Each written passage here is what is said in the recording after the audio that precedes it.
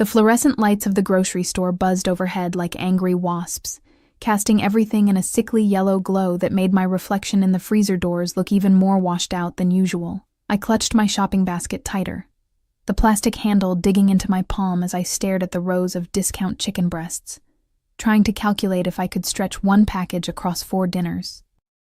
The cold air from the open freezer section raised goosebumps on my arms, seeping through my thin cardigan, the same one I'd been wearing for 3 years, the elbows now threadbare and pilling. My phone buzzed in my pocket, rent reminder. I dismissed it without looking at the amount. I already knew I was $200 short this month. The store smelled of industrial floor cleaner and overripe produce, mingling with the faint scent of rotisserie chicken from the hot deli counter, a luxury I hadn't allowed myself in months.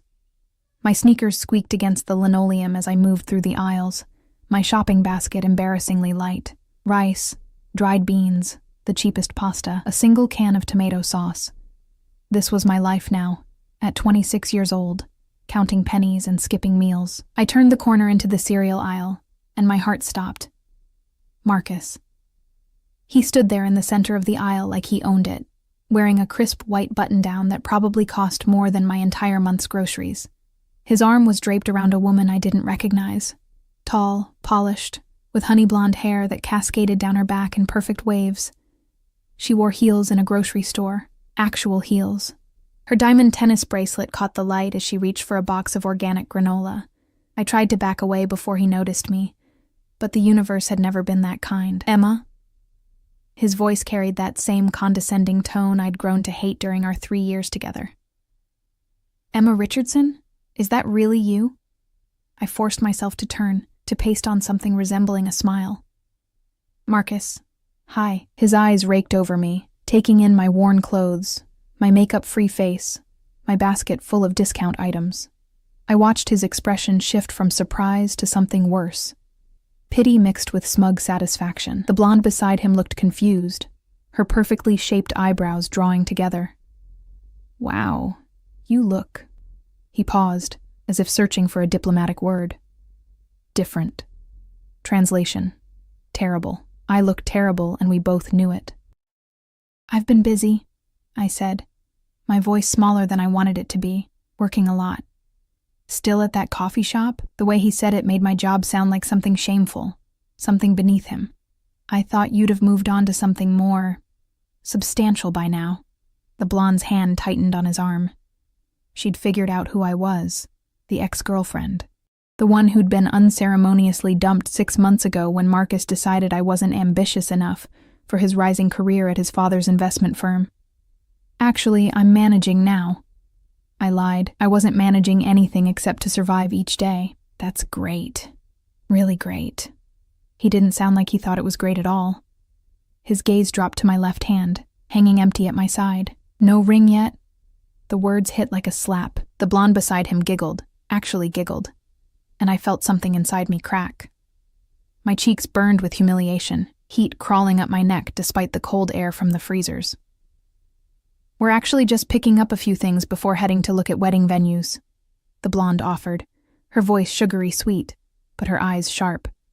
She held up her own left hand, where a massive diamond caught the light. Marcus proposed last month in the Maldives. It was absolutely magical. Last month. He'd started dating her before our relationship had even been cold in the grave. Congratulations, I managed, the words sticking in my throat. You should come to the engagement party, Marcus interrupted, and I knew from the glint in his eyes that this was intentional cruelty. Next Saturday at the Metropolitan Club. It would be great to have you there. You know, to show there's no hard feelings. To show everyone how far he'd moved up while I'd sunk down. To parade me around as proof of his upgrade. I insist. His smile was all teeth, predatory. Consider this your official invitation. It'll be good for you to get out, meet people, network. You never know who might be there. The blonde was practically vibrating with suppressed laughter. This was entertainment for them. The poor ex-girlfriend in her discount clothes, alone and struggling while they planned their perfect wedding.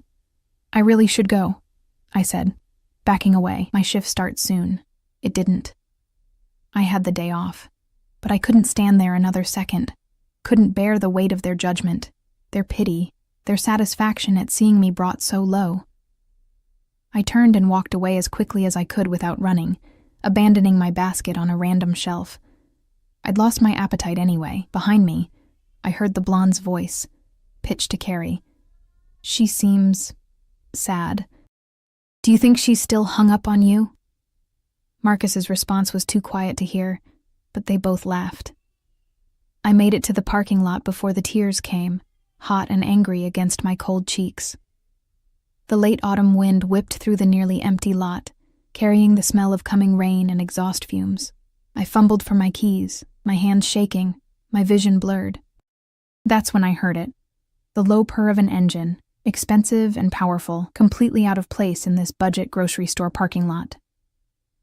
I looked up, wiping my eyes, and that's when I saw the car. It was black, sleek as a shadow, with windows tinted so dark they looked like pools of ink. A Mercedes S-Class, maybe. I didn't know cars, but I knew money when I saw it, and this vehicle breathed wealth from every polished surface. It had pulled into the spot directly next to my battered Honda Civic, which suddenly looked even more pathetic by comparison. The rear door opened. First, a shoe, black leather, Italian, gleaming even in the dim parking lot light. Then a leg, clad in charcoal gray trousers with a knife-edge crease.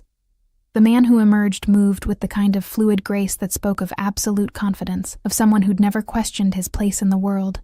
He was tall, broad-shouldered, wearing a three-piece suit that had definitely been tailored specifically for his frame. Dark hair, slightly longer on top, swept back from a face that could have been carved from granite. Strong jaw, high cheekbones, a mouth set in a naturally stern line. But it was his eyes that made my breath catch. Dark, almost black in the fading light, and intensely focused. On me. I realized I was staring and quickly looked away, digging through my purse for keys I'd already found. My heart hammered against my ribs for reasons I didn't want to examine. There was something about him, something that made the air feel heavier, charged with a kind of danger I couldn't name. 2 more men had exited the vehicle, one from the driver's seat, one from the front passenger side. Both wore dark suits. Both had the build of people who could break bones without breaking a sweat. They didn't look at me, but they positioned themselves in a way that seemed protective, strategic. The man in the 3-piece suit took a step closer, and I caught his scent. Expensive cologne, cedar and something darker, mixed with the clean smell of luxury soap.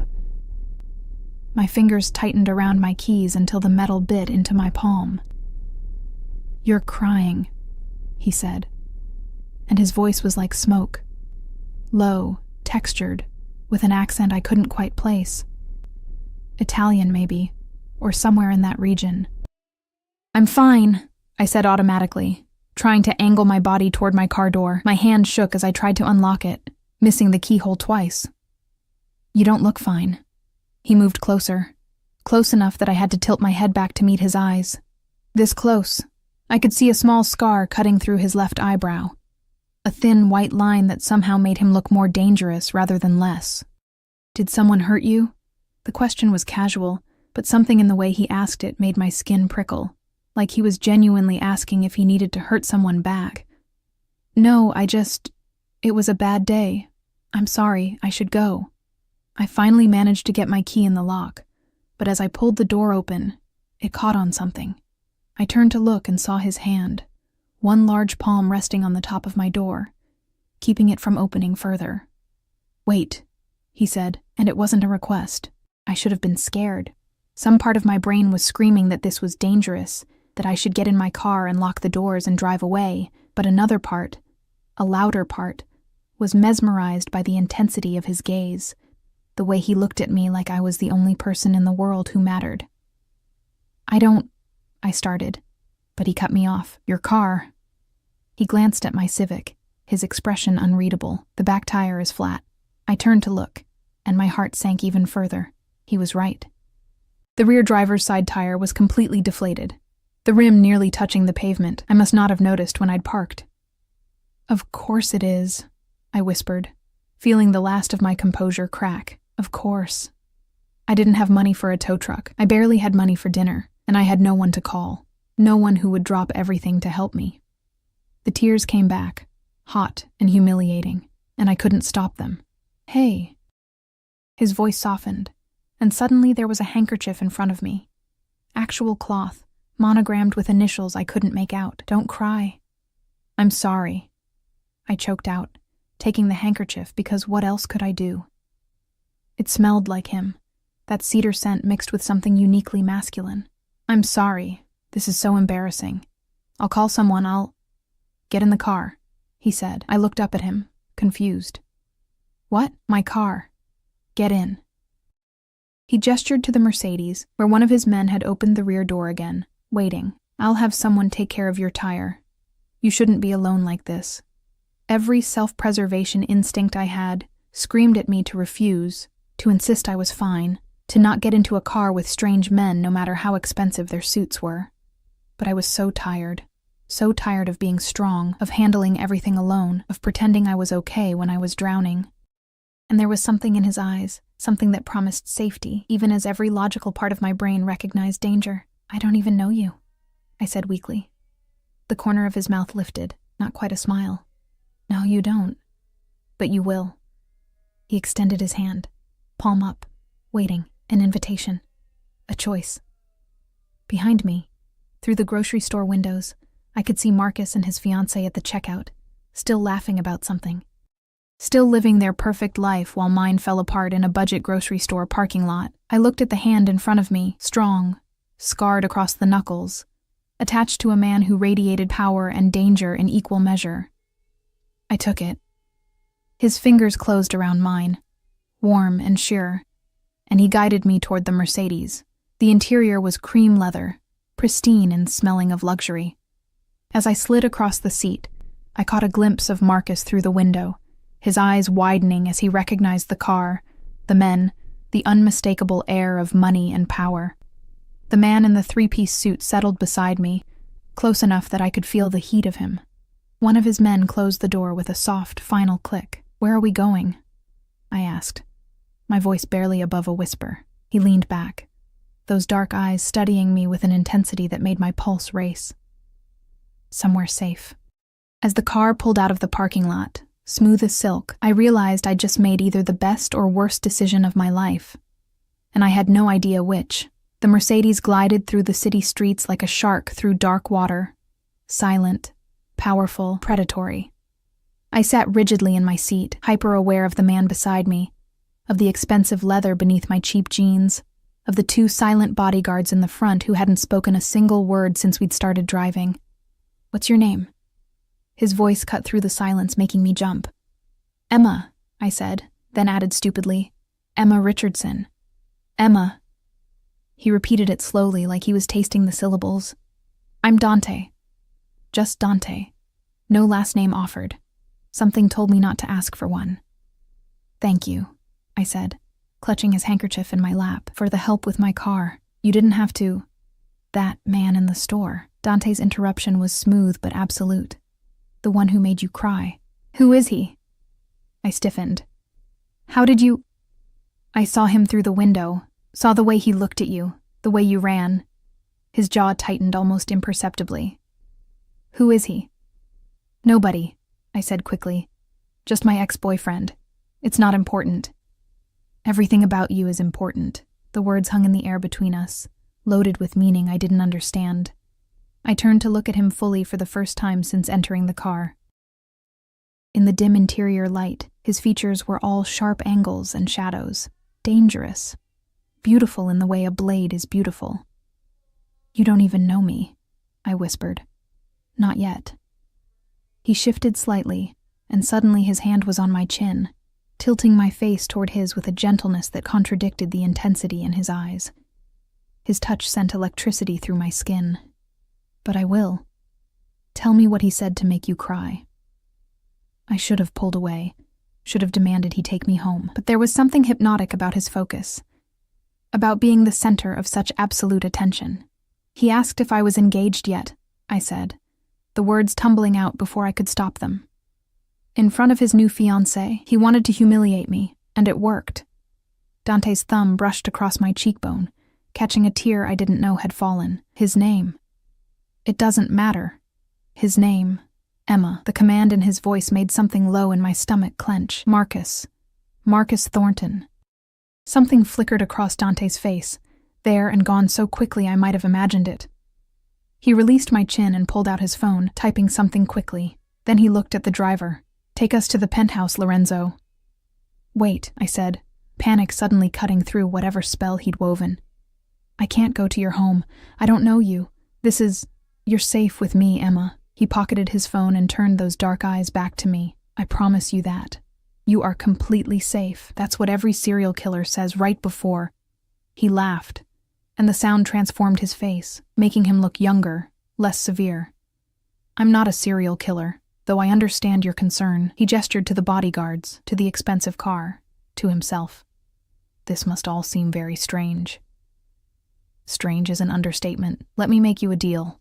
He shifted to face me more fully, and I was struck again by his sheer presence, the way he seemed to take up all the oxygen in the car. "Come to my home. Have dinner with me. Let me ensure you're calm and safe before sending you home. If at any point you want to leave, you leave. No questions asked." "Why?" The question burst out of me. "Why are you doing this? You don't know me. You don't owe me anything. Why do you care if some random woman in a parking lot is crying?" His expression grew serious again, that intense focus returning. "Because when I saw you standing there, with tears on your face and defeat in your eyes, something in me decided you were mine to protect." He paused, seeming to choose his next words carefully. "And what's mine, I keep safe." I should have been terrified by that possessive statement. Should have demanded to be let out of the car immediately. But instead, warmth bloomed in my chest. Unfamiliar and dangerous. "One dinner," I heard myself say, "and then I go home." "One dinner," he agreed. But something in his smile suggested he knew it wouldn't end there. The car pulled up to a high-rise building in the most expensive part of the city, the kind of place I'd only ever seen in magazines. A doorman rushed to open our door, greeting Dante with a deferential nod that spoke of familiarity and respect. Or maybe fear. It was hard to tell the difference. The lobby was all marble and gold, with crystal chandeliers that probably cost more than I'd make in 5 years. My sneakers squeaked against the polished floor as we walked to a private elevator, Lorenzo and the other bodyguard flanking us like silent shadows. "You live here?" I asked stupidly, because obviously he did. "Top floor." Dante's hand settled on the small of my back, guiding me into the elevator.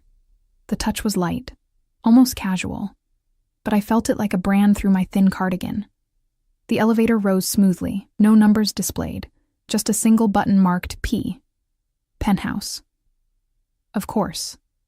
When the doors opened directly into an apartment, I had to work to keep my jaw from dropping. Floor-to-ceiling windows overlooked the entire city, the light sprawling out like a carpet of stars.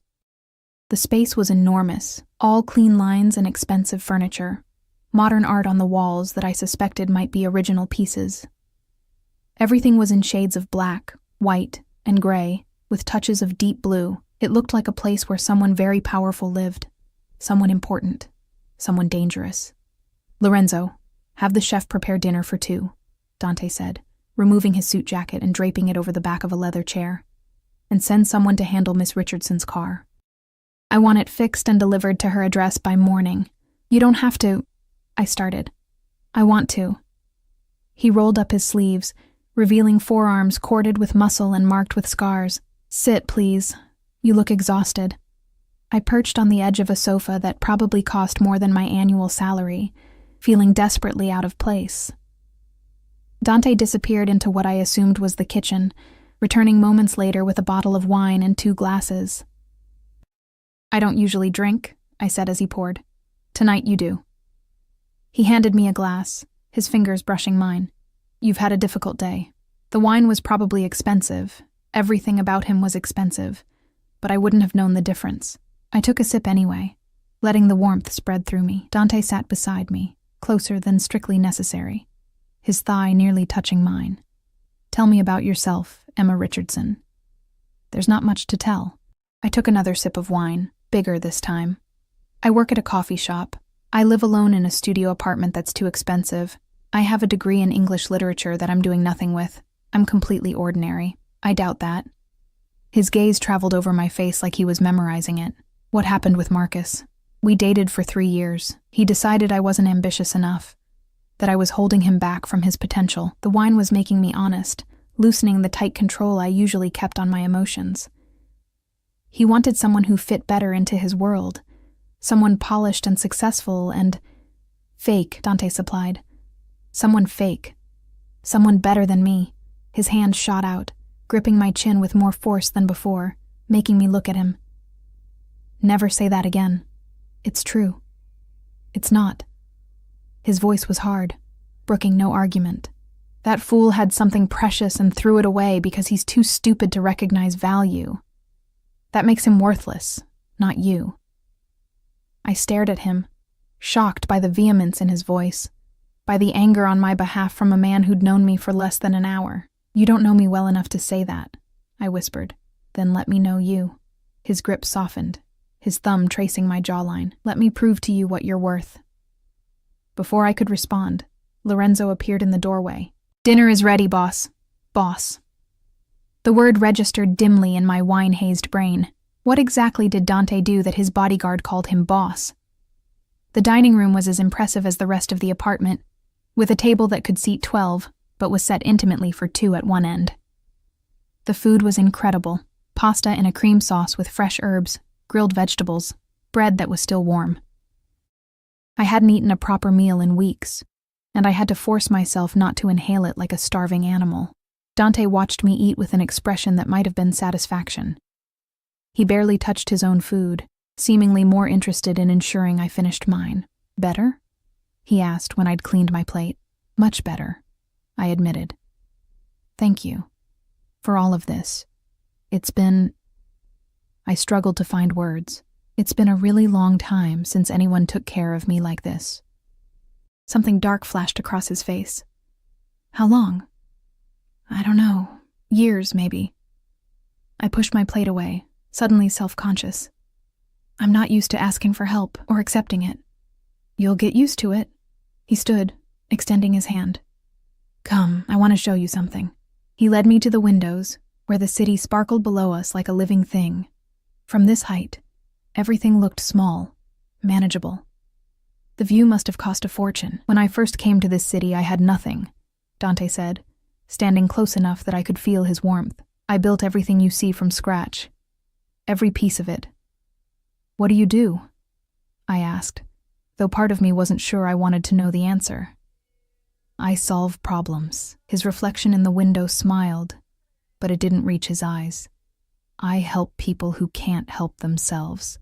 I protect what's mine. There was that possessive language again, and I should have questioned it, should have demanded clarity. Instead, I found myself leaning slightly toward him, drawn by gravity I couldn't resist. Emma. My name on his lips sounded like a prayer. I want to ask you something, and I need you to think carefully before you answer. Okay, I breathed. He turned me to face him, his hand settling on my waist, spanning the width of it easily. That party your ex invited you to. The engagement party. Are you planning to go? No, of course not. Why would I torture myself like that? What if I asked you to go? His thumb stroked small circles on my hips, distracting and deliberate. What if I asked you to go with me? I blinked up at him, confused. Why would you want to go to my ex's engagement party? Because I want to see the look on his face when you walk in on my arm. His voice dropped lower, more dangerous. I want him to see what he lost, what he threw away. I want him to understand that you are worth more than he could ever comprehend. Dante, that's crazy. You don't say yes, Emma. His forehead touched mine, and I could smell the wine on his breath, the cedar of his cologne. Let me show you what it's like to be valued. Let me show him what a mistake he made. It was insane. All of this was insane. I'd met this man 2 hours ago in a parking lot, and now I was in his penthouse, being offered as a date to my ex's engagement party by someone who looked at me like I was something rare and precious. I should say no. Should thank him for dinner, ask to be taken home, and never see him again. Yes, I whispered instead. His smile was triumphant, possessive, and it should have scared me. Instead, it made heat pool low in my belly. Good girl, he murmured, and the praise made me shiver. I'll have Lorenzo take you home now. But first, he pulled out his phone, typed something quickly, then showed me the screen. Your number. I'll need it to coordinate for Saturday. I recited it automatically, watching him save it under just Emma. Not even my last name. Like I was the only Emma that mattered. One more thing, he said as Lorenzo appeared to escort me down. What you're wearing to the party, I'll have something sent to you. You don't have to. His finger pressed against my lips, silencing me. I want to. Let me do this for you, Emma. Let me take care of you. The kiss he pressed to my forehead was chaste, almost brotherly, but it seared through me like a brand, a promise, a claim. As Lorenzo drove me home in the Mercedes, my head spun with wine and confusion, and the lingering scent of cedar. My phone buzzed with a text from an unknown number. Sleep well, Emma. Saturday. I'll show you what you're worth. I stared at the message as we pulled up to my shabby apartment building, reality crashing back in. What had I just agreed to? Who was Dante, really? And why did his attention feel both like salvation and danger wrapped in expensive cologne?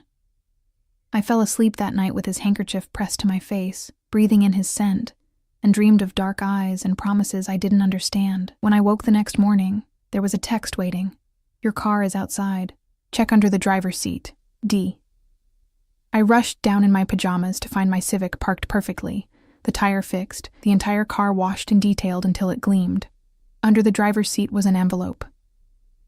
Inside was $5,000 in cash and a note in elegant handwriting. For the rent you're worried about and the meals you've been skipping, don't argue. D. I stared at the money, my hands shaking. What had I gotten myself into? The next 3 days passed in a surreal haze. I went to work at the coffee shop, pulled espresso shots, smiled at customers, and pretended my entire world hadn't tilted sideways. But every quiet moment, my mind drifted back to Dante, his intense gaze, his possessive words, the casual way he'd handed me $5,000 like it was pocket change. I'd tried to text him, to tell him I couldn't accept the money. His response had been immediate. You can, and you will. It makes me happy to take care of you. Don't deny me that. How was I supposed to argue with that? Wednesday afternoon, my phone rang with a number I didn't recognize. Miss Richardson? A woman's voice, crisp and professional. I'm calling from Nouveau Boutique. We have a package here for you from Mr. Salvatore. When would be convenient for you to come in for your fitting? Mr. Salvatore. So that was his last name, Dante Salvatore. I'm sorry. Fitting for what? Your dress for Saturday evening, Mr. Salvatore was very specific about the style and timing. We'll need at least 2 hours to ensure everything is perfect. I should have said no, should have told them there was a mistake. Instead, I heard myself asking, when did you have in mind? By Thursday evening, I was standing in the most expensive boutique I'd ever entered, surrounded by mirrors and soft lighting, wearing a dress that cost more than 3 months of my rent. It was midnight blue, the color of the sky right before full dark, and it fit like it had been sewn onto my body. The neckline was elegant but modest, the fabric draped in ways that made my figure look like something out of a dream. When I moved, the dress caught the light, shimmering subtly.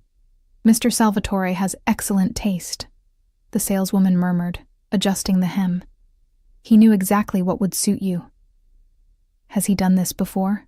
The question slipped out before I could stop it. Bought dresses for women. The saleswoman's expression remained professionally neutral. Mr. Salvatore is a valued client, but I've never seen him take such personal interest in a selection before. Usually, he simply provides measurements and lets us choose. For you, he described every detail he wanted. The color, the cut, even the fabric weight. My reflection stared back at me, transformed. I barely recognized myself. There are shoes as well, she continued, producing a box with heels that matched the dress perfectly. And Mr. Salvatore arranged for hair and makeup to come to your residence Saturday afternoon. They'll arrive at 3. This is too much, I whispered. Miss Richardson. The saleswoman met my eyes in the mirror. May I speak candidly? I nodded. I've worked in this boutique for 15 years. I've dressed senators' wives, celebrities, women who think spending $50,000 on a dress is reasonable, but I've never seen a man look at fabric swatches the way Mr. Salvatore did when choosing this dress. She adjusted the shoulder delicately. He wanted you to feel beautiful, to feel valued, whatever is happening between you two. That man is serious about it. My phone buzzed. Another text from Dante. Lorenzo tells me you're at the boutique. Does it fit? It's perfect. I typed back. Too perfect. This is too much. Nothing is too much for you. I'll pick you up at 6 on Saturday. Wear your hair down. Even his texts were commands. But somehow I didn't mind. Friday dragged by with excruciating slowness. I worked my shift, deflected questions from my coworker Sarah about why I seemed so distracted, and tried not to think about what I was doing. Going to Marcus's engagement party on the arm of a mysterious, wealthy man who'd known me for less than a week. It was insane. My phone rang at midnight. Dante. You should be sleeping, he said instead of hello. His voice was rough, like he'd been drinking or smoking. Or both. So should you, I countered, my heart hammering at the intimacy of a late-night phone call. I've been thinking about you? There was no pretense in his admission, no game playing. About Saturday. About how you'll look in that dress. Dante, I want to prepare you for something, Emma. His voice grew more serious. The party will be full of people like your ex. Wealthy, judgmental, cruel. They'll look at you and make assumptions. Some will recognize me and wonder why I'm there. There may be whispers. What kind of whispers? A pause. About who I am, what I do. And what do you do, Dante? I asked quietly. Really? I told you, I solve problems. I run businesses. I protect what's mine. Another pause, longer this time. I'm not a good man, Emma. I want you to understand that. I've done things that would make you run from me if you knew. My breath caught. Are you trying to scare me away? No. The word was almost a growl. I'm trying to be honest with you, to give you a chance to walk away before Saturday, before this goes further. And if I don't want to walk away, silence stretched between us, heavy with meaning. Then you're mine, he said finally. And the possessiveness in his voice made my stomach clench. And I protect what's mine, Emma, always. I don't understand what this is, I admitted. We barely know each other. I know you're kind. I know you're struggling but too proud to ask for help. I know that bastard ex of yours made you feel small when you're anything but. His voice dropped lower, and I know that when I saw you crying in that parking lot, something in me decided you were worth protecting, worth keeping. People aren't possessions, Dante. No, he agreed. But they can choose to belong to someone. And I'm asking you to choose to belong to me. It was the most insane thing anyone had ever asked me. We'd had one dinner, a few phone calls, some texts. I didn't even know what he really did for a living, though the evasiveness and the bodyguards and the casual display of wealth suggested something I probably shouldn't look at too closely. I'll see you tomorrow at 6, I said instead of answering, and I could hear his smile through the phone. Wear your hair down, he repeated, and hung up. Saturday arrived like an oncoming train. The hair and makeup team appeared at 3 sharp.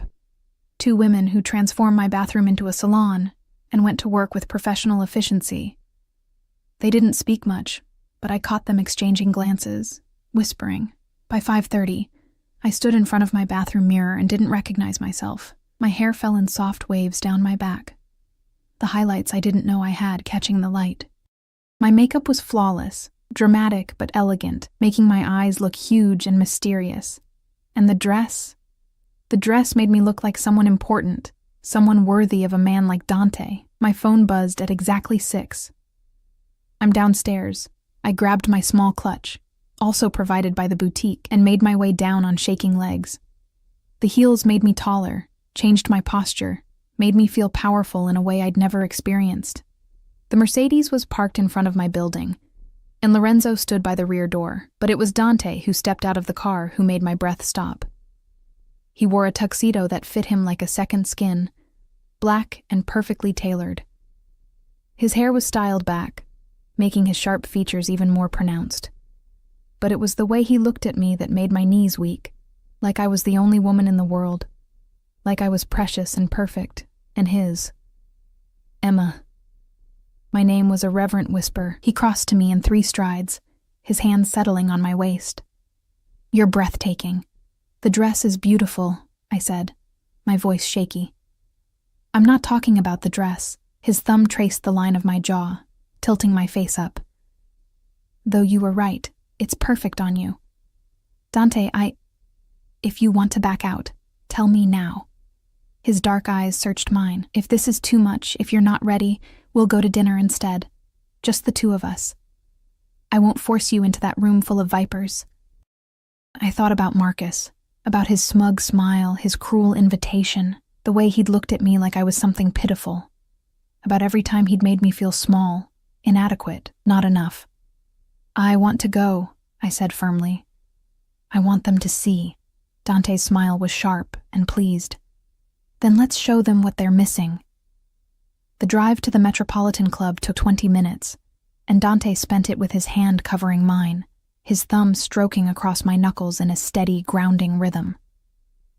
He didn't speak much, but his presence was overwhelming, protective and possessive in equal measure. When we pulled up to the club, I saw the valet's eyes widen at the car. The Mercedes wasn't just expensive. It was the kind of vehicle that announced power, importance, danger. Dante exited first, then extended his hand to help me out. The moment my heels touched the pavement, I felt the weight of stares. Other guests arriving, dressed in their expensive clothes, stopped to look. At the car. At Dante. At me. Head up, Dante murmured, tucking my hand into the crook of his arm. You belong here more than any of them. We walked into the club like we owned it, Lorenzo and another bodyguard falling into step behind us. The engagement party was being held in the main ballroom, a cavernous space dripping with crystal and gold, filled with at least 200 people in formal wear, and every single one of them turned to look when we entered. I felt Dante's arm tense under my hand as conversations died, as whispers started to spread through the crowd like wildfire. His name, Salvatore, rippled through the room, carried on shocked breaths and nervous murmurs. Smile, Dante said softly. Let them look. So I did. I smiled like I belonged there, like I hadn't spent the last 6 months struggling to make rent, like I was exactly the kind of woman who would walk into a party on the arm of Dante Salvatore. Then I saw Marcus. He was standing near the bar with his fiancée, both of them frozen in mid-conversation, staring at me with identical expressions of shock. The glass in Marcus's hand actually slipped, would have fallen if someone hadn't caught it. Where is he? Dante asked, his voice a low rumble. By the bar, with the blonde. Perfect. Dante's hand covered mine on his arm, squeezing gently. Let's get a drink. He guided me across the ballroom with the confidence of a predator, people parting before us like we were royalty. I kept my head high, my smile in place, even as my heart hammered against my ribs. We stopped directly beside Marcus and his fiancée. Emma? Marcus's voice cracked on my name. What are you? I didn't think you'd actually come. You invited me, I said sweetly. It would have been rude to refuse. His eyes darted to Dante, and I watched the color drain from his face. And you are? Dante's smile was all teeth, predatory and cold. Dante Salvatore, Emma's date. He extended his hand, and I watched Marcus hesitate before shaking it. Congratulations on your engagement. I hope you'll be very happy together. The words were polite, but the threat underneath them was unmistakable. Marcus pulled his hand back quickly, wiping it on his pants like he'd touched something contaminated. I didn't realize Emma was seeing anyone, the blonde said, and her earlier confidence had evaporated. She clutched Marcus's arm like a lifeline. We prefer to keep our relationship private, Dante said smoothly, his hand moving to the small of my back. The touch was possessive, unmistakable. But Emma insisted on attending tonight to support her ex-boyfriend. She's very kind that way. How long have you two been? Marcus started. Does it matter? Dante's voice grew colder. What matters is that Emma is happy, that she's valued, that she's with someone who recognizes what she's worth. He paused, letting the words sink in. Something you clearly failed to do. The blonde's face flushed red. Marcus looked like he might be sick. "Excuse us," Dante said, guiding me away before they could respond. "I believe our drink is ready."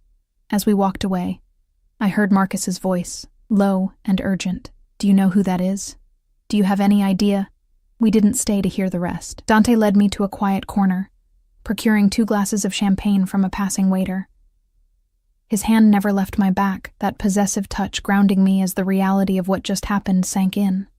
"That was," I started. "Satisfying," Dante finished. "Did you see his face when he recognized me?" "Who are you?" I asked quietly. "Really? Everyone here seems to know your name, and they all look scared." Dante's expression grew serious.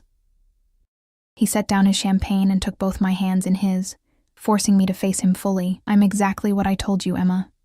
I solve problems. I run businesses. And yes, some of those businesses are not entirely legal." He paused, watching my reaction. "I'm what people call a businessman with connections. Powerful connections. Dangerous connections." My heart pounded. "You're in the Mafia. That's such a crude term," he said with a slight smile. "But essentially, yes, I should have run. Should have pulled my hands free, found the nearest exit, called a cab. Any sane woman would have. Instead, I whispered, 'And you brought me here to humiliate my ex?' I brought you here to show him, to show everyone, that you are worth more than he could ever comprehend, that you deserve to be valued, protected, cherished." His grip on my hands tightened. "And yes, to make him regret ever letting you go." "This is insane," I breathed. "Yes," he agreed.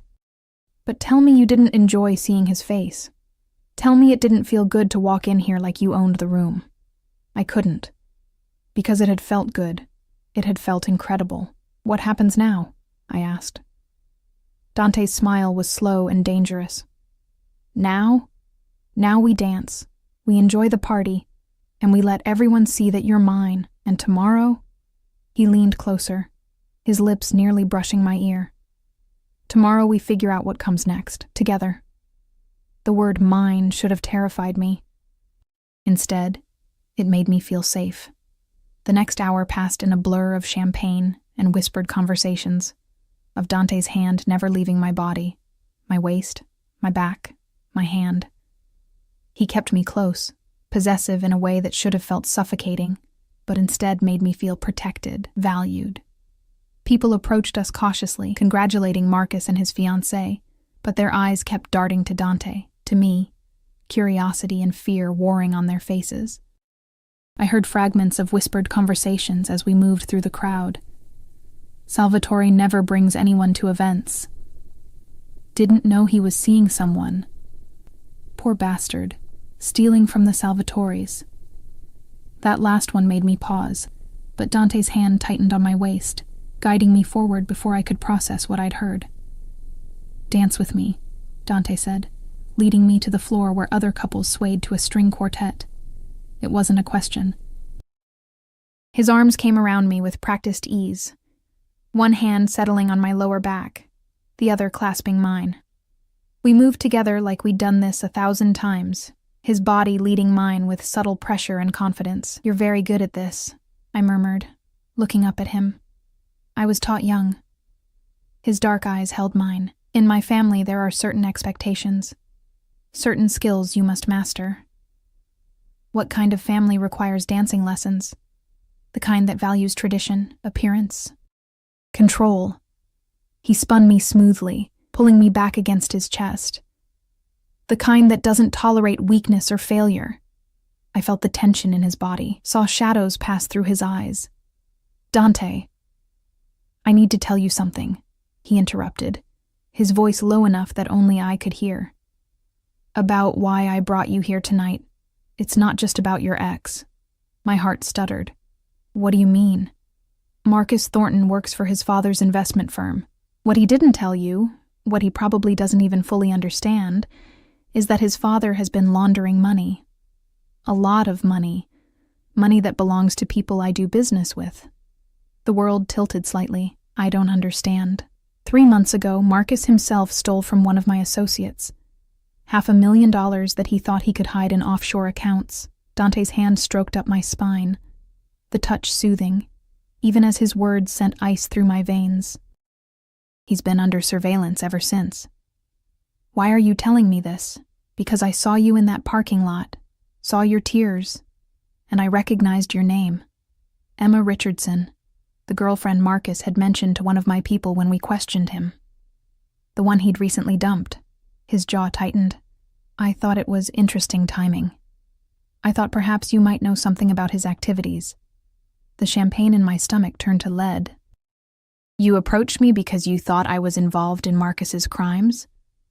At first, yes. His honesty should have hurt more than it did. But the moment I looked in your eyes, I knew you had no idea.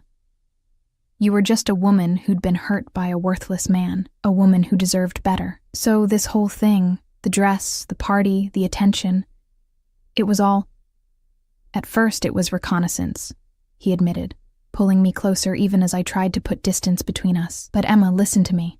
The moment I touched your hand in that parking lot, the moment you looked at me with those eyes, everything changed.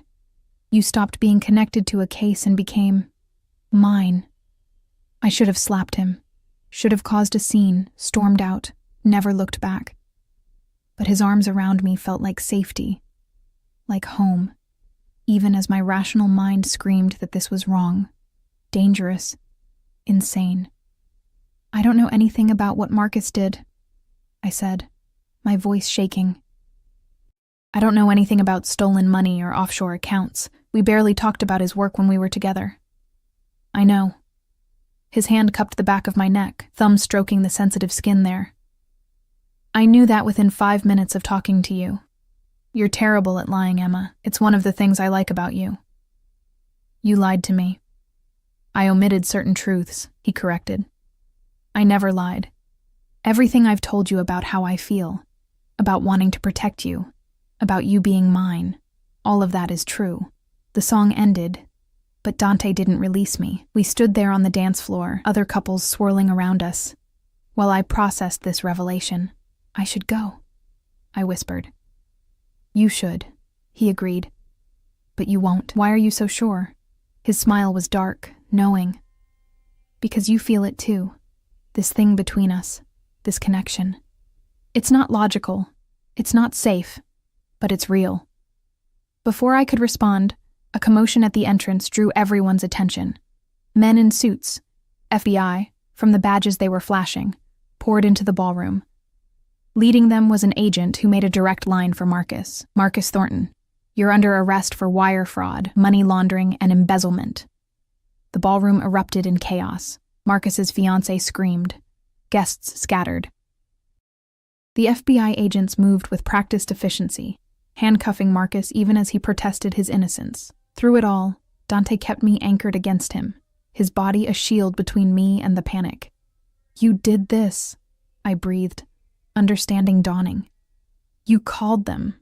I made a phone call earlier this week, shared certain information with the right people. His expression was hard, cold. The face of a man who'd just destroyed someone's life without remorse. He hurt you, Emma. He humiliated you, and he stole from people under my protection. This is justice. This is revenge. Sometimes they're the same thing. He turned me away from the spectacle, guiding me toward a side exit where Lorenzo waited. Let's go. Wait. I can't just leave. The FBI might have questions. They won't. You had nothing to do with Marcus's crimes, and they know it. The evidence I provided was very specific about his solo operation. We reached the exit, cool night air rushing in. Come with me, Emma. Let me take you somewhere quiet. Every instinct screamed that I should refuse, should distance myself from this man who'd orchestrated an arrest at an engagement party like it was nothing. But when I looked into his eyes, I saw not just danger, but desperate need, raw want. Where? I asked. Somewhere we can talk. Really talk. His hand cupped my face, thumb brushing across my cheekbone. I want to tell you everything, Emma. All of it. No more omissions, no more half-truths. And then you can decide if you want to walk away or what.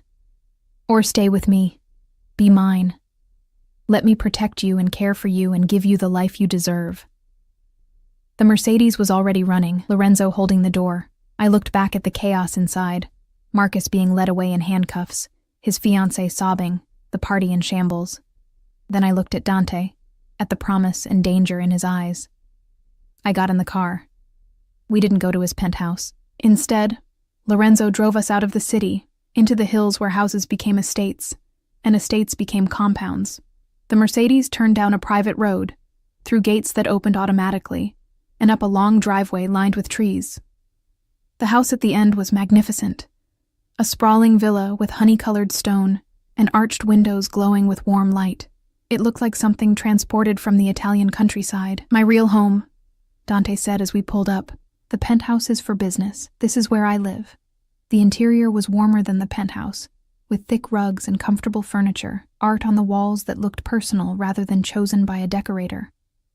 A fire burned in a massive stone fireplace, casting dancing shadows. Dante dismissed Lorenzo with a nod, then shed his tuxedo jacket and rolled up his sleeves. "Drink?" "Something strong," I said, perching on the edge of a sofa. He poured 2 glasses of amber liquid, whiskey from the smell, and settled beside me, closer than necessary. "Ask me anything. I'll tell you the truth." I took a sip of whiskey, the burn fortifying my courage. "How many people have you killed?" He didn't flinch at the question. "Personally, 3. All of them deserved it. All of them threatened my family or my people." He paused. "I've ordered the deaths of others, more than I care to count, but never innocents, Emma. Never women or children. Never anyone who wasn't deep in the game." "And Marcus? Will you kill him?" "No. Prison will destroy him more thoroughly than a bullet ever could. He'll lose everything, his freedom, his reputation, his fiancée, his future. That's punishment enough." I drained half my glass. "Why me, Dante? Really? You could have any woman you want. Women who understand your world, who wouldn't ask questions or have moral complications about what you do. Why a broke barista with a degree she's not using?" He set down his glass and took both my hands in his touch gentle despite the violence he'd just admitted to. "Because when you looked at me in that parking lot, you didn't see Dante Salvatore, feared crime boss. You saw a man offering help because you're genuine in a world full of people wearing masks, because you're strong even when you feel weak, kind even when the world has been cruel to you." That's not enough reason to—" "Because I'm falling in love with you," he interrupted, his voice raw. "I know it's insane. I know we barely know each other, but I've been watching you this week, Emma. Not just surveillance, really watching. The way you helped an old woman reach something on a high shelf at the grocery store. The way you gave your lunch to a homeless man, even though it meant you went hungry. The way you smiled at children and talked to everyone like they mattered." Tears burned my eyes. "You had people watching me? For your protection," he said quickly. "After that first night, I couldn't stand the thought of you being vulnerable, unguarded. So yes, I had someone nearby.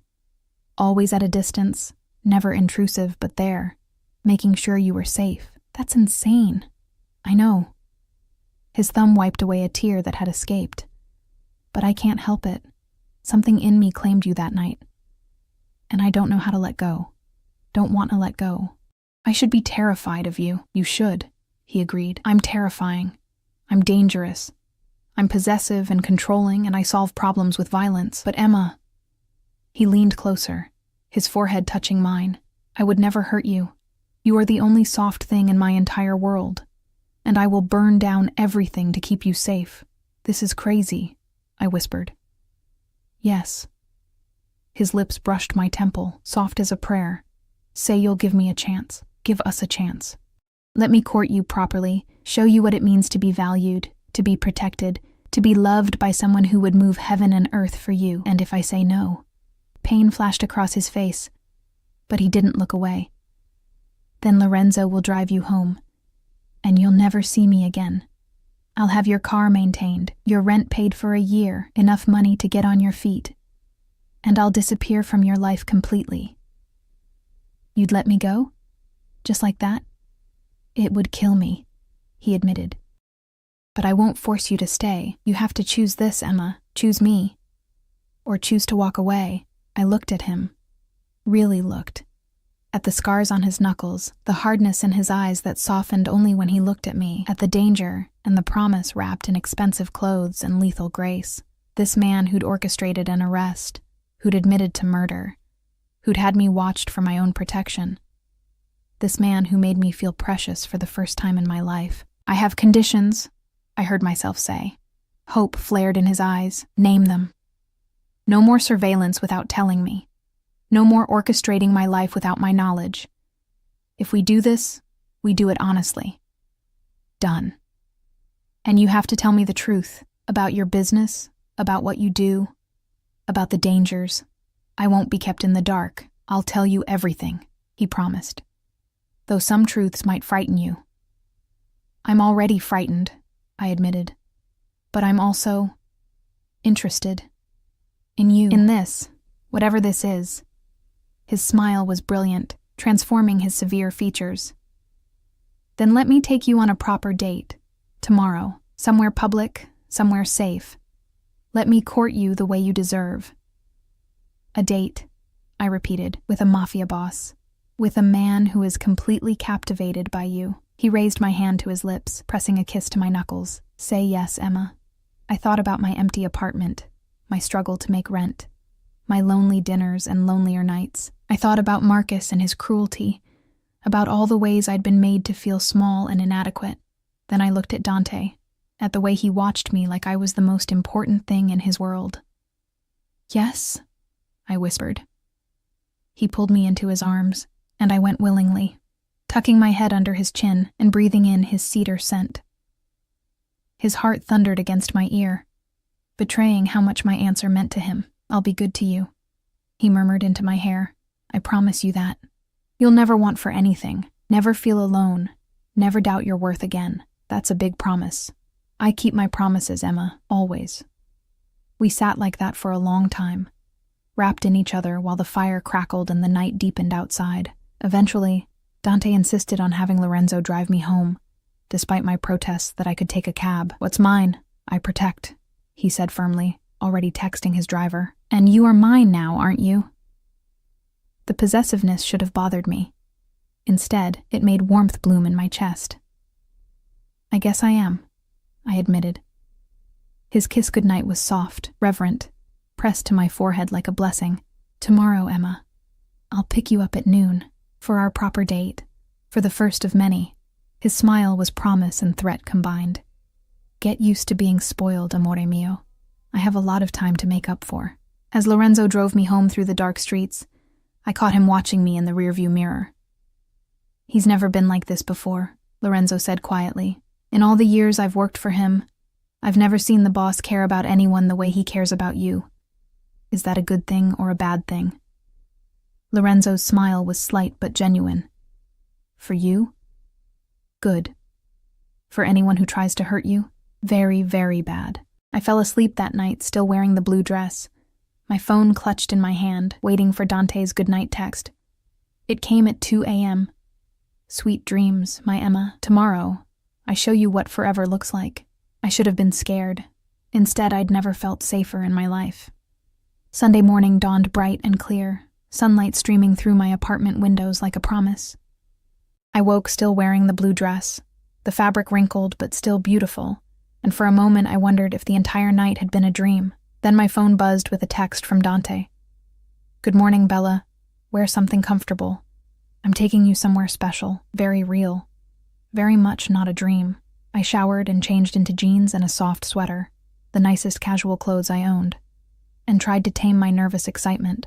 A date with Dante Salvatore. A proper date, he'd said. What did that even mean for a man like him? At exactly noon, the Mercedes pulled up outside my building.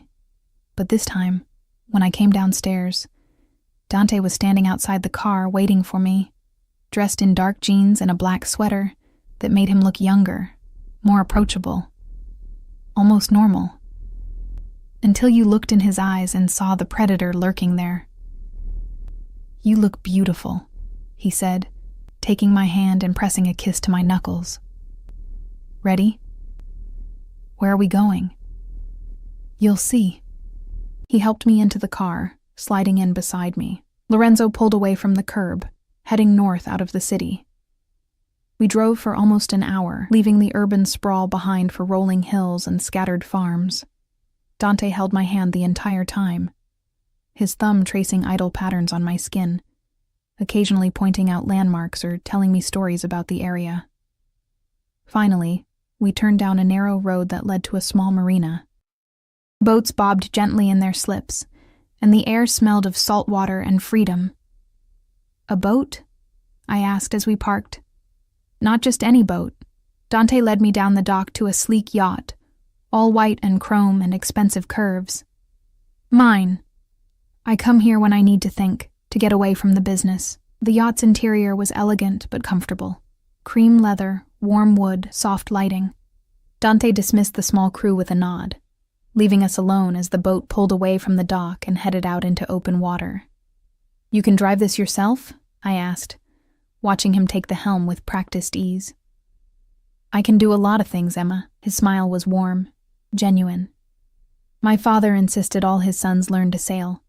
Said it taught discipline and respect for forces more powerful than ourselves." "Tell me about your family," I said, settling onto the bench beside him. "Your real family, not the business one." His expression grew complicated, love and pain and loyalty all mixed together. "I have 3 brothers. I'm the second oldest. My father built our organization from nothing, came to this country with only his honor and his determination. He taught us that family is everything, that loyalty is sacred, that we protect our own no matter the cost." "Are you close with them?" "With my brothers, yes. We'd die for each other without hesitation." He adjusted the wheel, guiding us into deeper water. "My father, he's harder, demanding. He expects perfection and accepts nothing less, but he loves us, in his way." "And your mother?" Softness entered his eyes, making him look vulnerable. "She died when I was 15, cancer. My father was never quite the same after." "I'm sorry," I said, touching his arm. He covered my hand with his, squeezing gently. "She would have liked you. She always said I needed someone who could see past the armor, past the reputation, someone genuine." We sailed for another hour, Dante pointing out the coastline, telling me stories about growing up in his world, the good and the bad, the violence and the loyalty, the impossible choices and unbreakable bonds. He didn't sugarcoat anything, didn't try to make his life seem more palatable than it was. Eventually, he anchored in a quiet cove, sheltered and peaceful.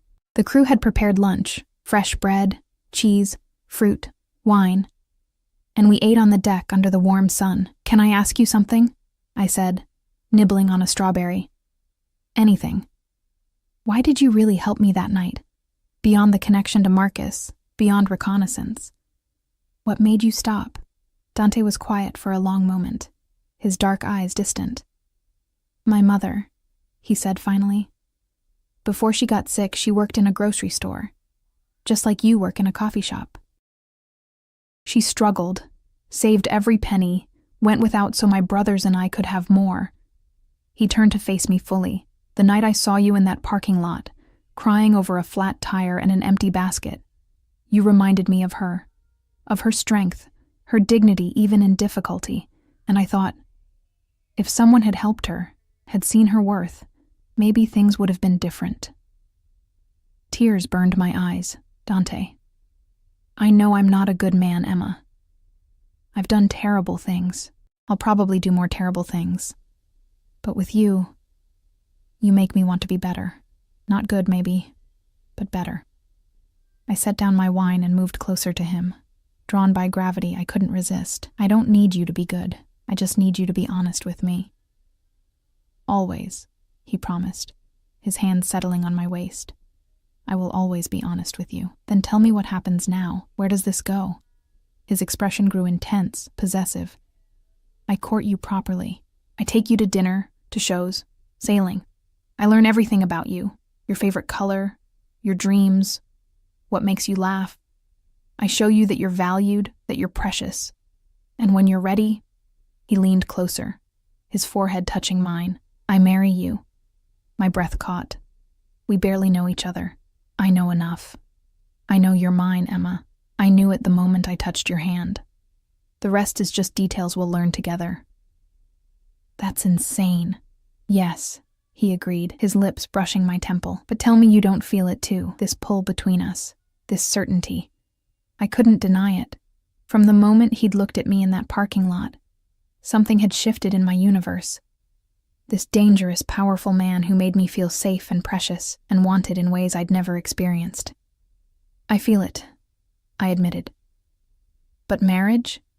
Dante, I don't even know your favorite color. Blue, he said immediately. The color of the dress I bought you, the color of your eyes in certain light, the color of the ocean on days like this. His hands tightened on my waist. What's yours? Green. Forest green, like the trees around my villa, he finished. I noticed. I'll have flowers delivered to your apartment every week. Green roses, if I can find them. You don't have to. I want to.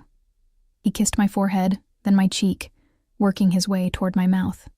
Let me take care of you, Emma. Let me spoil you. You've been strong for so long, carrying everything alone. Let me be strong for you now. When his lips finally met mine, it was like coming home. Soft at first, tentative, then deeper as I melted into him. He tasted like wine and promises, his hands gentle despite the strength in them. One hand tangled in my hair, angling my head for better access, while the other pressed against my lower back, holding me close. I'd been kissed before, but I'd never been kissed like this, like I was precious and perfect, and his. When we finally broke apart, both breathing hard, Dante rested his forehead against mine. Marry me, Emma. We just had our first real date. I protested weakly. I don't care. I know what I want, and I want you. Forever. His eyes burned with intensity. I'll wait if I have to. Court you for months. Years if that's what you need. But know that my end goal is you in a white dress, promising yourself to me in front of God and my family. You're impossible. I'm determined. He kissed me again, softer this time, and I always get what I want. We spent the rest of the afternoon on the yacht, talking and kissing and learning each other. Dante told me about his business, the legitimate companies and the less legitimate ones, the power structure and the rules that governed his world. I told him about my dreams of writing, about the novel I'd started and abandoned, about the life I'd imagined before Marcus had made me feel too small to reach for it. You'll write again, Dante said firmly. You'll have time and space and encouragement. I'll make sure of it. You can't just fix everything with money and power. Watch me. His smile was confident, possessive. You're mine to care for now, Emma. That means I make sure you have everything you need to thrive. As the sun began to set, painting the sky in shades of gold and pink, we sailed back to the marina. Lorenzo was waiting, along with another car I didn't recognize, a sleek BMW. For you, Dante said, gesturing to it. Your Honda is not safe enough. This is bulletproof, has GPS tracking, and Lorenzo has programmed his number into the speed dial. Dante, I can't accept a car. You can, and you will. His voice brooked no argument. What's mine, I protect. And until you agree to move in with me, which will happen eventually, I need to know you're safe when we're apart. I should have argued more, should have insisted on maintaining my independence. But the thought of being protected, cared for, valued like this, it was intoxicating. Thank you, I said instead. His smile was triumphant. You're learning. That week fell into a pattern that felt both surreal and natural. Dante took me to dinner every night, sometimes fancy restaurants where everyone knew his name and gave us the best table, sometimes small family-owned places where he was greeted with warm hugs and genuine affection. He introduced me to his world slowly, carefully, always making sure I felt safe. His brothers visited the villa on Wednesday, 3 men who looked like variations of Dante, all dark and dangerous and intensely loyal. They treated me with respect that bordered on reverence, clearly having been warned by Dante about my importance. So you're the one who's made our brother smile, the oldest one, Alessandro, said, kissing my hand. We were beginning to think he'd forgotten how. She's special, the youngest Marco added. Dante never brings anyone to the villa. You must be very important.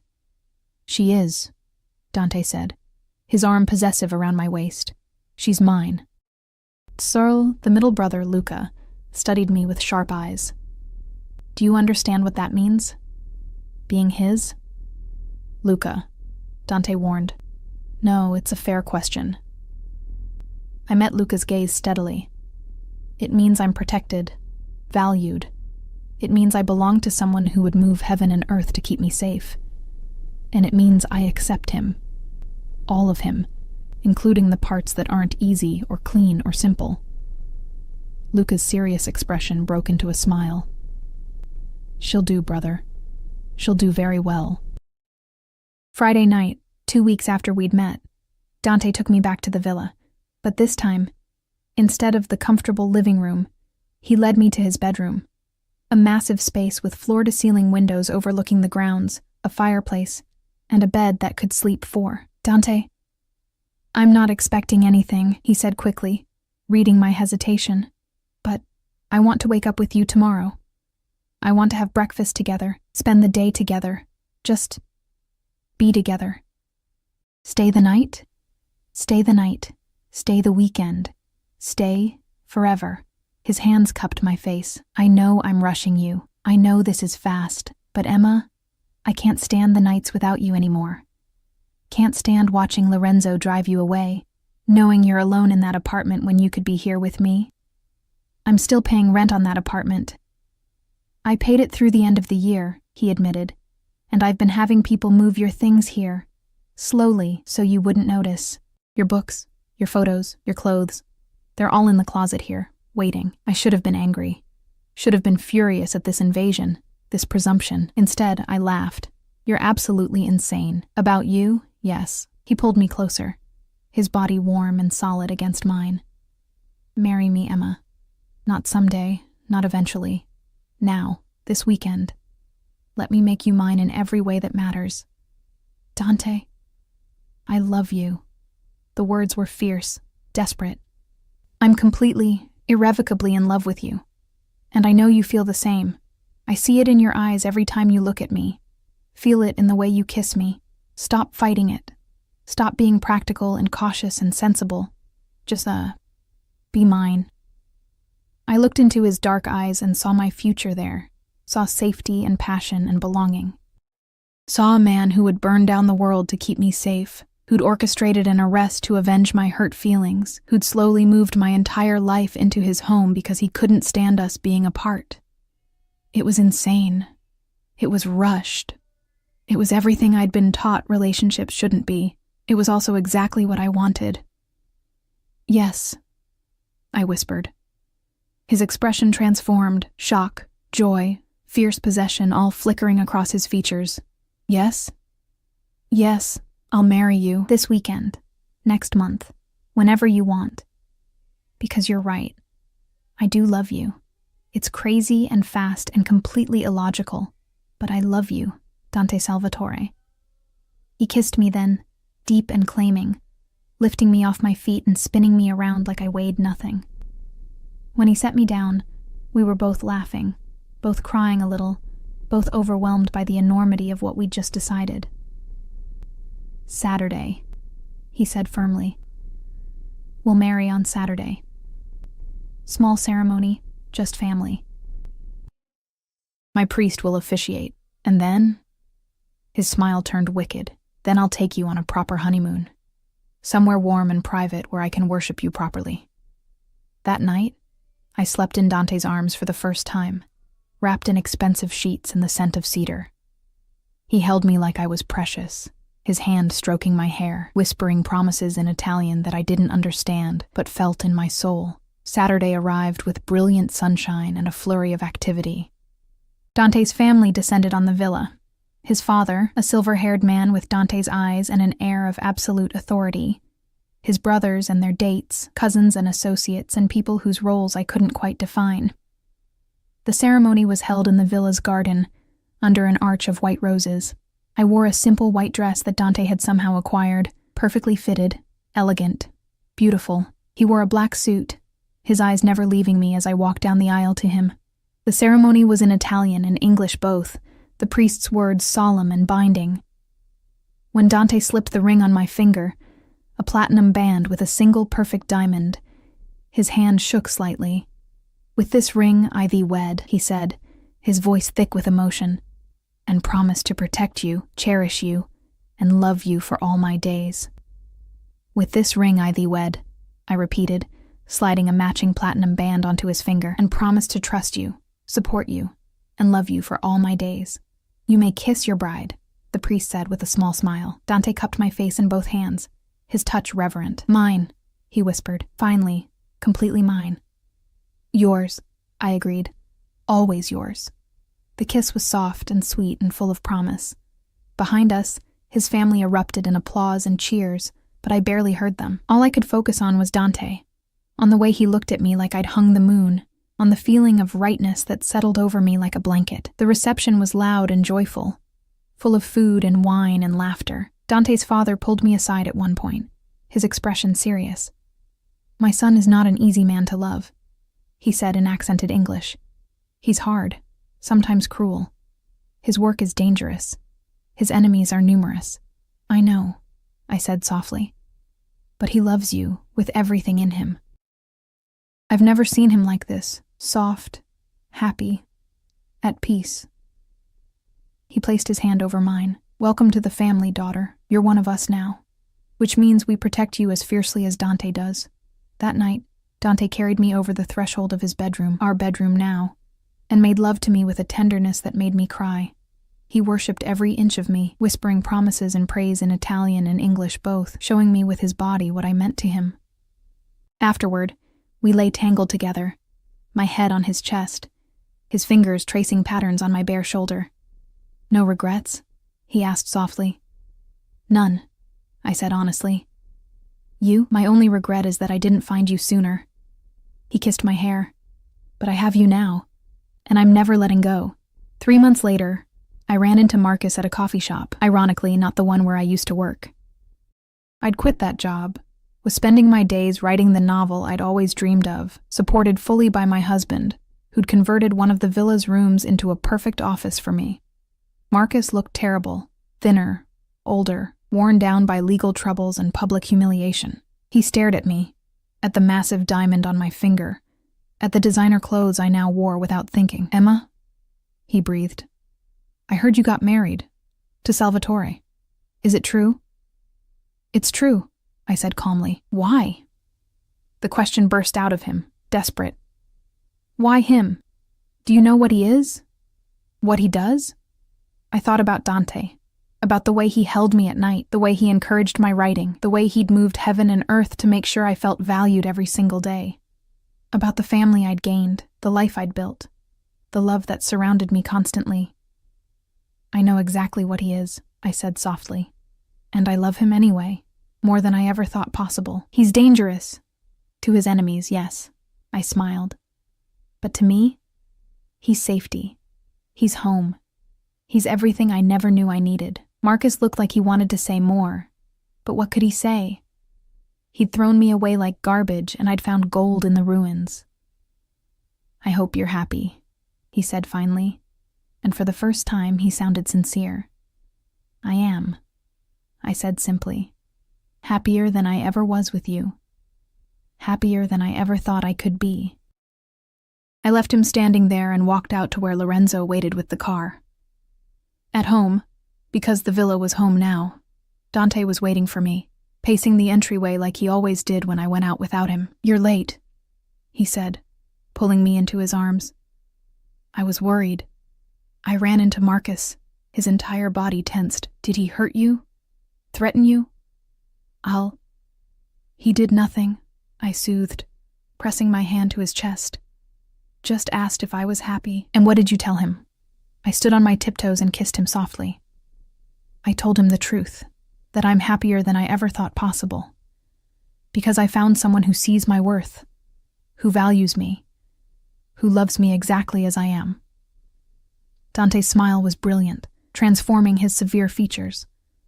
"Come, I have something to show you." He led me to my office, where a package sat on my desk. Inside was a published copy of my novel, the one I'd finished last month, the one Dante had quietly sent to his publishing contacts without telling me. "It's being released next month," he said, watching my reaction. They want to do a whole series. My wife, the best-selling author. I stared at the book, at my name on the cover, at the dream I'd thought was impossible made real. How did you... I told you, Emma. He pulled me close, his arms around me from behind, his chin resting on my shoulder. What's mine, I take care of. Your dreams are my dreams now. Your happiness is my only goal. I turned in his arms, tears streaming down my face, and kissed him with everything in me. This man, this dangerous, powerful, possessive man, who'd taken my broken pieces and built me a palace. I love you, I whispered against his lips. I love you more, he countered. And I'll spend the rest of my life proving it. Outside the window, the sun set over the villa grounds, painting everything in shades of gold. Inside, wrapped in my husband's arms, surrounded by the life we'd built together, I finally understood what it meant to be valued, to be protected, to be loved completely, possessively, eternally. Marcus had asked if I had a ring yet, laughing at my empty hand. Now I wore a wedding band that meant everything. And the man who'd put it there would move heaven and earth to keep me safe, happy, and loved. I'd found my forever in a grocery store parking lot, in the dark eyes of a dangerous man who saw my worth when no one else did. And I'd never been more grateful for a flat tire in my life.